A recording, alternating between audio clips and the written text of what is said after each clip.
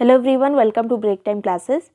इस वीडियो में हम यूपी पीसीएस 2026 के लिए जो पॉलिटी वाला है उसका पार्ट 2 कर रहे हैं। इससे पहले पहला वाला पार्ट अपलोड हो चुका है, प्लेलिस्ट बना दी गई है 2026 की, जाके वीडियो आप देख लीजिएगा। 2026 के लिए जो पॉलिटी वाला पहला पार्ट बना था, इस वाले वीडियो में हम अनुसूची कवर कर रहे हैं और जितने भी संविधान में भाग हैं उसको, और अभी तक जो संविधान संशोधन हुए हैं उसको यहाँ पर देखेंगे। तो चलिए शुरू करते हैं। और ये पीसीएस के एग्ज़ाम के लिए तो इम्पोर्टेंट है ही, और बीच में जितने भी एग्ज़ाम आएंगे जहाँ पे जीएस पूछा जाता है, पॉलिटी पूछा जाता है, उन सभी के लिए इम्पोर्टेंट होगा। और ये सभी जितने भी हैंड रिटेन नोट्स होते हैं वो आपको यूपी पीसीएस प्री वाले पेड ग्रुप में मिल जाएगा। ज्वाइन करने के लिए नंबर दिया हुआ है 6375412344। व्हाट्सएप पे UP PCS group detail message करेंगे तो आपको डिटेल मिल जाएगी, इसको प्रॉपर्ली पढ़कर ज्वाइन कर सकते हैं। उसी में सभी हैंड रिटेन नोट्स, जो भी करंट अफेयर है, टेस्ट क्विज, जो भी चीज़ें हैं सब आपको वहीं पर मिलेंगी। और फीस वही हर बार की तरह 500 है। तो चलिए शुरू करेंगे। सबसे पहले अनुसूची के बारे में 12 अनुसूचियाँ हैं टोटल। और ये जो अनुसूची और भाग ये है टॉपिक बहुत छोटा सा, मतलब ये होता है कि हर बार पढ़ के जाते हैं और हर बार गलत होता है, ऐसे टाइप का ये टॉपिक है। और इसमें कभी मैचिंग में आता है, कभी युग्म सुमेलन में आता है। जब आप इसको देखेंगे तो कहेंगे कि ये टॉपिक जो है इसको बार बार पढ़ने की क्या ज़रूरत है, बहुत बार आपने पढ़ा होगा, लेकिन आ जाता है क्वेश्चन, इसलिए पढ़िए, बार बार रिवीजन करिए। जितनी बार रिवीजन होगा उतना ही दो ऑप्शन में कन्फ्यूज़न नहीं होगा, उतनी ही गलती के चांसेस कम हो जाते हैं। तो सबसे पहले यहाँ पर पहली अनुसूची संघ और उसके राज्य क्षेत्र। पहली अनुसूची में क्या है? संघ और उसके राज्य क्षेत्र। दूसरी में क्या है? दूसरी तीसरी में बहुत कन्फ्यूज़न होता है। तो पहले वेतन भत्ते की बात होगी, उसके बाद शपथ लेगा कोई। पहले उसका वेतन डिसाइड हो जाता है, जब कोई जॉब ज्वाइन करता है कोई, तो उसका वेतन उसको पता होता है कितनी जॉब पे हम ज्वाइन कर रहे हैं। उसके बाद फिर वो शपथ लेता है। तो वेतन भत्ता पहले डिसाइड होगा, उसके बाद शपथ। इस तरह से आप क्रम थोड़ा कुछ कहानी बना सकते हैं दिमाग में। वेतन भत्ते पेंशन में किसके किसके वेतन भत्ते की बात की गई है? घुमा के भी क्वेश्चन पूछा जाता है, हमेशा घुमा के ही पूछा जाता है कि मान लीजिए उच्चतम न्यायालय या उच्च न्यायालय, किसी के वेतन भत्ते की बात किस अनुसूची में की गई है? तो राष्ट्रपति हों, चाहे राज्यपाल हों, लोकसभा के अध्यक्ष हों, उपाध्यक्ष हों, राज्यसभा के अध्यक्ष उपाध्यक्ष, विधान परिषद से संबंधित जो लोग होते हैं, या उच्चतम न्यायालय, उच्च न्यायालय, सबके वेतन भत्ते और पेंशन की बात अनुसूची सेकंड में की गई है। अब यहाँ पर शपथ की बात करें तो शपथ में देखिए यहाँ पर राष्ट्रपति वगैरह की बात नहीं, क्योंकि राष्ट्रपति जब हम राष्ट्रपति से संबंधित जो अनुच्छेद पढ़ेंगे उनसे संबंधित अनुच्छेद, उनकी शपथ जो है वो वहीं पर मिलेगी। ये वाली अनुसूची में जो है राष्ट्रपति की शपथ के बारे में नहीं है, याद रखिएगा। मंत्री, उच्चतम और उच्च न्यायालय के न्यायाधीशों की शपथ के बारे में अनुसूची 3 में दिया गया है। फिर राज्यसभा में प्रतिनिधित्व की बात करें, ये है चौथी अनुसूची में। पहले देखिए यहाँ पर क्या क्या चीज़ें हो गई। संघ और उनके राज्य क्षेत्र पहला वाला था, फिर वेतन भत्ता, फिर शपथ चौथे नंबर पे आता है। चौथी अनुसूची में क्या दिया है? राज्यसभा में प्रतिनिधित्व। राज्यसभा में प्रतिनिधित्व एकदम रट लीजिए कि चौथे नंबर पे है। फिर 5वें पे है अनुसूचित जाति और जनजाति का प्रशासन। अब यहाँ पर जो 5वें पे बात की जा रही है वो सबकी बात की जा रही है, हर जगह की अनुसूचित जाति और जनजाति का प्रशासन। और अनुसूची 6 में क्या है? तो 6 में है असम, मेघालय, त्रिपुरा, मिजोरम के जो अनुसूचित जाति और जनजाति का उनका प्रशासन। कहाँ कहाँ का? 4 राज्य कौन कौन से हैं? असम, मेघालय, त्रिपुरा, मिजोरम। इनकी बात किस में की गई है? अनुसूची 6 में की गई है। तो 5वीं और 6वीं दोनों अनुसूचित जाति जनजाति से संबंधित है। 7वीं अनुसूची जो है संघ सूची, राज्य सूची और समवर्ती सूची, जो 3 सूचियां होती हैं उनसे संबंधित है। तीनों सूचियां किस में दी हैं? तो जो 12 अनुसूची हैं उसमें 7वें नंबर पे जो 3 तरह की अनुसूचियां बनाई गई हैं हर चीज़ को डिवाइड करने के लिए, वो 7वें नंबर पर दी गई हैं, याद रखिएगा। फिर जो है 8वें पे क्या है? 8वीं अनुसूची में क्या है? तो भाषाएं, जो भी भाषाएं हैं जिनको संविधान से मान्यता प्राप्त है, तो ये भाषाएं 22 हैं। पहले 14 थी, अब 22 भाषाएं हैं। 8वीं अनुसूची के अंतर्गत कितनी भाषाएं हैं अभी? तो इस अनुसूची के अंतर्गत की बात की जा रही है। वैसे भारत में बहुत सारी भाषाएं हैं, तो इस अनुसूची में 22 भाषाएं हैं अभी वर्तमान में। अभी कौन कौन सी हैं? 22 में मतलब कौन कौन सी वो तो नहीं याद रखना है, जो रिसेंट में जोड़ी गई हैं। ये कुछ संविधान संशोधन हुए जिसके तहत भाषाओं को जोड़ा गया है। तो ये तीनों संविधान संशोधन से आप लगभग 1 साल का ही गैप अगर देखेंगे इस क्वेश्चन में तभी देखेंगे, मतलब हर साल लगभग यहाँ से क्वेश्चन आते हैं। कभी 1 साल गैप हो गया, गलती से उनसे क्वेश्चन बनाने में गलती हो गई समझ लीजिए, तभी ये क्वेश्चन बचता नहीं, तो ये रख देते हैं किसी तरह घुमा फिरा के। तो 21वें संविधान संशोधन 1967 के द्वारा सिंधी को जोड़ा गया था। सिंधी भाषा को 21वें यहाँ पर दोनों चीज़ इंपॉर्टेंट है, कौन सा संविधान संशोधन है, कौन सा ईयर है। तो 1967 के 21वें संविधान संशोधन में सिंधी भाषा को जोड़ा गया। उसके बाद 1992 में जब 71वां संविधान संशोधन हुआ था तो कोंकणी, मणिपुरी और नेपाली को जोड़ा गया था। कोंकणी, मणिपुरी और नेपाली। फिर 2003 में 92वां जो संविधान संशोधन हुआ उसमें बोडो, डोगरी, मैथिली और संथाली को जोड़ा गया। बोडो, डोगरी, मैथिली, संथाली किस संविधान संशोधन में जोड़ी गई? तो 92वां जो संशोधन था उसमें 2003 में इनको जोड़ा गया। अब एक साथ देख लीजिए, पहले 67 में संशोधन हुआ इस अनुसूची में, फिर 92 में हुआ, फिर 2003 में हुआ। 21वां संशोधन, 71वां संशोधन और 92वां संशोधन, ये तीनों मतलब याद रहना चाहिए, एकदम रट लीजिए इसको। एग्जाम के पहले एक बार रिवाइज करके जाइएगा। राज्य द्वारा संपत्ति का अधिग्रहण, ये जो है 9वीं अनुसूची में दिया गया है। 9वीं अनुसूची को कब जोड़ा गया था? तो 1951 में जब पहला संविधान संशोधन हुआ था तो उसमें जो है राज्य द्वारा जो संपत्ति वगैरह ली जा रही थी, बहुत डेवलपमेंट हो रहे थे उस टाइम पे, तो 9वीं अनुसूची में उन विषयों को डाला गया था कि अगर ज़मीन को इसके अंतर्गत डाल दिया जाएगा तो मतलब कोर्ट नहीं जा सकता कोई इस तरह से। तो ये संपत्ति अधिग्रहण वाला पार्ट जो है 1951 में जोड़ा गया। फिर 10वीं अनुसूची में क्या है? तो दल बदल वाला इसमें है। 10वीं अनुसूची में जो चुनाव के बाद उसके बाद जो परिवर्तन हो जाता है, कोई विधायक इसमें जा रहा है, कोई उसमें जा रहा है, वो सब सबके लिए आया था ये दल बदल। 52वें संविधान संशोधन 1985 के तहत इसको आया था। ये कब आया था? 1985 में ये वाला संशोधन आया था। 52, ये पूछा जाता है मतलब कौन सा संशोधन। अभी हम संशोधन को एक जगह पे पढ़ेंगे तब एक बार फिर से रिवाइज हो जाएगा ये। फिर 11वीं और 12वीं अनुसूची ये जोड़ी गई थी 1993 में 73वें और 74वें संविधान संशोधन के अंतर्गत। तो पंचायती राज को जोड़ा गया था और नगर प्रशासन को जोड़ा गया था। तो ये जो है अनुसूचियाँ बाद में जो जोड़ी गई, पहले ये देखिए यहाँ पे ये भी संविधान संशोधन से जोड़ी गई थी, ये भी संशोधन से, ये भी संशोधन से, लास्ट वाली सारी संशोधन से ही जोड़ी गई हैं।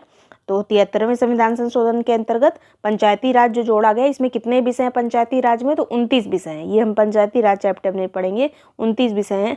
और ये नगर प्रशासन वाले में जो 74वें संविधान संशोधन के तहत जोड़ा गया, इसमें 18 विषय हैं। ये विषय भी पूछे जाते हैं।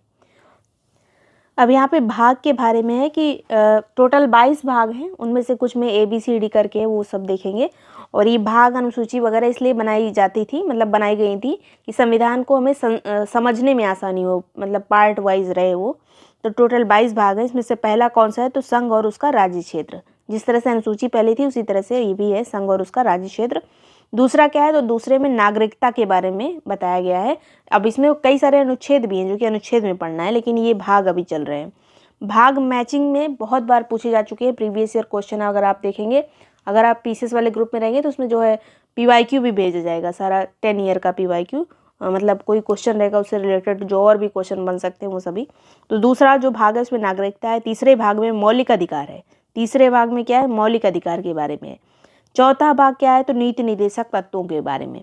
फिर से एक बार देखिए यहाँ पर, पहला राज्य क्षेत्र, संघ और राज्य क्षेत्र, उसके बाद नागरिकता, फिर मौलिक अधिकार, फिर नीति निर्देशक तत्व। और 4A में क्या है? तो 4A में है मूल कर्तव्य, जिसको बाद में जोड़ा गया था, अभी देखेंगे हम, जो 42वें संविधान संशोधन के द्वारा जोड़ा गया था 1976 में। फिर जो है 5वें में क्या है? 5वें भाग में संघ सरकार के बारे में। 5वें भाग में क्या है? संघ सरकार के बारे में। 6वें भाग में राज्य सरकार के बारे में सभी चीज़ें दी गई हैं। अब राज्य सरकार के बारे में जो भी चीज़ें जो अनुच्छेद होंगे इसी भाग में होंगे। तो ये सब भाग वगैरह पढ़ने से हमें आसानी होती है कि कोई बात की जा रही है वो किस भाग में हो सकती है। अगर राज्य के बारे में बात की जा रही है तो 6वें भाग में होगी, संघ के बारे में बात की जा रही है तो 5वें भाग में होगी। तो घुमा के जब क्वेश्चन पूछा जाएगा तो आपको थोड़ा दिमाग में आइडिया रहेगा किस भाग की बात हो रही है। फिर 7वां भाग, इसको निरसित कर दिया गया, हटा दिया गया है, तो इसको नहीं पढ़ना है। फिर जो है 8वें भाग में क्या है? तो संघ राज्य क्षेत्र यानी यूनियन टेरिटरीज के बारे में है, जहाँ पे जैसे केंद्र शासित प्रदेश वगैरह, तो ये 8वें भाग में है। फिर 9वां और 9A 9B बहुत इंपॉर्टेंट है। 9वें में है पंचायत, 9A में है नगर पालिका, 9B में है सहकारी समितियाँ। कब कब जोड़ा गया ये अभी हम देखेंगे, संशोधन के द्वारा ये सब जोड़े गए थे। जब कोई ये पार्ट रहता है तो ये तो रहता है मेन उसमें, लेकिन उसके बाद जो जोड़े जाते हैं वो ABCD करके जोड़ दिया जाता है। फिर 10वें भाग में क्या है? तो अनुसूचित जाति और जनजाति क्षेत्र के बारे में 10वें में है। 11वें में देखिए कुछ जो भाग हैं वो बहुत ज़्यादा इंपॉर्टेंट नहीं, जैसे 10वां उतना ज़्यादा नहीं है। 11वें में क्या है? तो संघ और राज्यों के बीच में संबंध, 11वां इंपॉर्टेंट है, संघ और राज्यों के बीच में संबंध। 12वें में क्या है? वित्त, संपत्ति, संविदाएं और वाद, इस 12वें में ये चीज़ दी है। फिर 13 में क्या है? ये भी उतना इंपॉर्टेंट नहीं है लेकिन पढ़ लीजिए यहाँ पर, भारत के राज्य क्षेत्र के भीतर व्यापार, वाणिज्य एवं समागम। 14 में क्या है, संघ और राज्यों की अधीन सेवाएं, जो भी अखिल भारतीय सेवाएं वगैरह होती हैं वो सब किस में आएंगी, सर्विसेज, ये 14 नंबर पे आएंगी 14वें भाग में। फिर 14A में क्या है, बहुत इंपॉर्टेंट है, न्यायाधिकरण के बारे में है। इसको 1976 में जोड़ा गया था 42वें संविधान संशोधन के द्वारा। 14A जिसको ट्रिब्यूनल्स कहते हैं, न्यायाधिकरण। फिर जो है 15 में क्या है, तो 15 में निर्वाचन के बारे में है। 16 में क्या है, अब निर्वाचन से संबंधित जो भी चीज़ें होंगी वो सब 15वें भाग में होंगी। 16 में क्या है, तो कुछ वर्गों के लिए विशेष प्रबंध जो है उपबंध, ये 16वें में है। 17 में क्या है, राजभाषा, ये 15 नंबर, 17 नंबर, 18 नंबर, 20 नंबर, ये मतलब मैचिंग में आते हैं बहुत, 15, 17, 18 और 20। तो यहाँ पर 15 क्या है, निर्वाचन, 17 क्या है, राजभाषा, 17 नंबर राजभाषा। फिर जो है 18 नंबर क्या है, आपात उपबंध, आपात से संबंधित जो भी चीज़ आएगी वो भाग 18 में होगी। 19 में प्रकीर्ण है। 20 नंबर इंपॉर्टेंट है, संविधान संशोधन से संबंधित जो भी चीज़ होगी वो 20 नंबर में होगी, भाग 20 में क्या है, संविधान संशोधन। 21 में क्या है, अस्थायी विशेष उपबंध, अस्थायी विशेष उपबंध 21 में है। 22 में संक्षिप्त नाम, प्रारंभ, निरसन, ये सब जो है 22 में है। जैसे कोई चीज़ शॉर्ट फॉर्म वगैरह जो भी चीज़ पूरे संविधान का जो भी एक्स्ट्रा चीज़ें लिखी हैं वो 22 नंबर में है। ये अनुसूची और भाग हो गए हैं। अब यहाँ पे संविधान संशोधन के बारे में देखेंगे। तो संविधान संशोधन में पहले स्टार्टिंग में जो रिसेंट वाले हुए हैं उसको देख लीजिए। 102वां संविधान संशोधन 2018 में हुआ था, रिसेंट का है इसलिए इसको पहले देख रहे हैं, ज़्यादा इंपॉर्टेंट हो जाता है। तो 2018 में हुआ था 102वां संविधान संशोधन, जिसमें राष्ट्रीय पिछड़ा वर्ग आयोग को संवैधानिक दर्जा दिया गया था। फिर जो है 103वां संविधान संशोधन, ये आर्थिक रूप से पिछड़े वर्ग को 10% आरक्षण यानी EWS की बात किसमें की गई थी, तो EWS की बात 2019 में 103वें संविधान संशोधन के अंतर्गत ये आया था EWS। फिर 104वें में क्या था, तो 104वें में लोकसभा विधानसभा में SC ST का आरक्षण 10 साल के लिए बढ़ाया गया था। तो ये 104 इतना ज़्यादा इंपॉर्टेंट नहीं है, लेकिन ये याद रखिए कि 104वां 2020 में आया था। 105वां जो है सामाजिक और शैक्षिक रूप से पिछड़े वर्गों की पहचान की राज्य की शक्ति, ये 105वां संविधान संशोधन था जो कि 2021 में आया था। मतलब सामाजिक और शैक्षिक रूप से पिछड़े वर्गों की पहचान करना राज्य की शक्ति किस में आया था, 105वें में आया था। फिर सबसे ज़्यादा इंपॉर्टेंट ये है 106वां संविधान संशोधन 2023 में आया था, नारी शक्ति वंदन नाम से ही आया था। और इसके तहत जो है महिलाओं को लोकसभा और विधानसभा में 33% आरक्षण की व्यवस्था की गई थी। तो ये 106वां संविधान संशोधन है 2023 का, इसको नारी शक्ति वंदन भी कहा गया है। फिर अब यहाँ पे देख लेते हैं पहले के, जैसे पहला संविधान संशोधन इंपॉर्टेंट है 1951 में आया था, जिसके तहत जो है 9वीं अनुसूची को जोड़ा गया था। भूमि सुधार संबंधी अनुसूची थी 9वीं अनुसूची, जिसको 1951 में जोड़ा गया था। फिर हमारा संविधान 1950 में ही लागू हुआ था, ये वाला पहला था। फिर 7वां संविधान संशोधन 1956 में आया था, ये इंपॉर्टेंट है। राज्यों का पुनर्गठन इसमें किया गया था, जिसके अंतर्गत सबसे पहले 14 राज्य और 6 केंद्र शासित प्रदेश बने थे। कब राज्यों का पुनर्गठन हुआ था पहली बार, 1956 में 7वें संविधान संशोधन के तहत, तब 14 राज्य और 6 केंद्र शासित प्रदेश बने थे। फिर 36वां संविधान संशोधन 1975, जिसके तहत सिक्किम को पूर्ण राज्य का दर्जा दिया गया। सिक्किम को पूर्ण राज्य का दर्जा 36वें संविधान संशोधन 1976 के तहत दिया गया था। फिर जो है 42वां संशोधन 1976 में आया था, जिसमें प्रस्तावना में 3 शब्द जोड़े गए थे। हमने पिछले वीडियो में इसको देखा था, प्रस्तावना जिसमें डिटेल में हमने पढ़ा, उसको देख लीजिएगा। प्रस्तावना से क्वेश्चन आते हैं, समाजवादी, पंथनिरपेक्ष या धर्मनिरपेक्ष और अखंडता, ये 3 शब्द जोड़े गए थे 1976 के 42वें संविधान संशोधन के अंतर्गत। और इसी संशोधन के अंतर्गत मूल कर्तव्यों को भी जोड़ा गया था। मूल कर्तव्य किसमें है, तो आर्टिकल नंबर 51 के का में है। अगर भाग की बात की जाए तो भाग 4 का में है। और ये जो 42वां संविधान संशोधन था, इसमें और भी बहुत सारे चीज़ें जोड़ी गई थी। तो इसको जो है लघु संविधान कहा जाता है। अगर एग्जाम में क्वेश्चन है किस संविधान संशोधन को लघु संविधान कहा जाता है, तो 42वें संविधान संशोधन को। फिर जो है 44वां संविधान संशोधन जो कि 1978 में आया था, इसके तहत जो है राष्ट्रीय आपात के संबंध में प्रयुक्त जो शब्द था आंतरिक अशांति, उसको हटाकर सशस्त्र विद्रोह कर लिया गया था। संपत्ति के अधिकार को मूल अधिकार से हटा दिया गया था और उसको विधिक अधिकार बना दिया गया था। तो ये इंपॉर्टेंट 1978 का है ये 44वां संविधान संशोधन, और इसके तहत ये सब जो है शब्द वगैरह चेंज किए गए थे। फिर जो है 52वां संशोधन 1985 में आया था, ये इंपॉर्टेंट है। 10वीं अनुसूची इसके तहत जोड़ी गई थी, जिसमें दल बदल है। दल बदल किस अनुसूची में है, 10वीं अनुसूची में। 52वें संविधान संशोधन 1985 के द्वारा इसको जोड़ा गया था। फिर जो है 61वां संविधान संशोधन अधिनियम 1988 में आया था, जिसके तहत मतदान की आयु को 21 साल से घटाकर 18 साल कर दिया गया था। किस संविधान संशोधन में? 61वें में 1988 में आया था, फिर 89 में इसको लागू किया गया था, 21 साल से घटा के 18 साल। बहुत इंपॉर्टेंट है ये। नेक्स्ट है यहाँ पर 69वां संविधान संशोधन 1991 में आया था, जिसमें दिल्ली को राष्ट्रीय राजधानी का दर्जा दिया गया था। किस संविधान संशोधन में दिल्ली को राष्ट्रीय राजधानी माना गया? 1991 का जो 69वां संविधान संशोधन था उसमें। फिर 1992 में 73वां संशोधन आया, जिसमें भाग 9 को और अनुसूची 11 को जोड़ा गया था। पंचायती राज से संबंधित जो अनुसूची थी उन भाग 9 को उसमें जोड़ा गया था और अनुसूची 11 को। फिर जो है 74वां उसी साल 1992 में आया था। ये सब 93 में लागू हो गए थे। तो उसके बाद जो है इसमें भाग 9 का को जोड़ा गया था और अनुसूची 12 को इसके तहत जोड़ा गया था। भाग 9 का और अनुसूची 12 को जो है 74वें संविधान संशोधन के अंतर्गत जोड़ा गया था। फिर जो है 86वां संविधान संशोधन ये आया था सन 2002 में। 86वें संविधान संशोधन में क्या हुआ था? तो 6 से 14 साल के जो बच्चे थे उनको निःशुल्क शिक्षा की व्यवस्था की गई थी और इसको किस आर्टिकल के तहत डाला गया था? तो 21 का अनुच्छेद 21 के का में ये चीज़ डाल दी गई थी कि 6 से 14 साल तक के बच्चों को निःशुल्क शिक्षा प्रदान की जाएगी। बहुत इंपॉर्टेंट है ये 86 संविधान संशोधन सन 2002।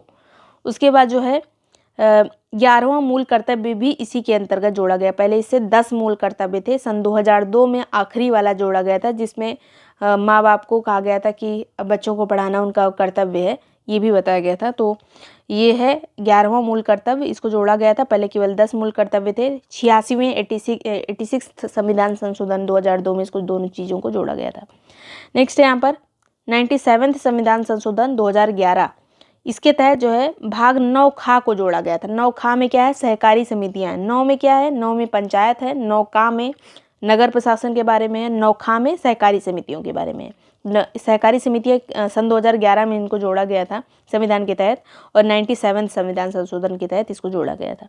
फिर 101वां संविधान संशोधन सन 2016, इसके तहत जीएसटी आया और जीएसटी लागू कब हुआ था? तो 1 जुलाई 2017 को।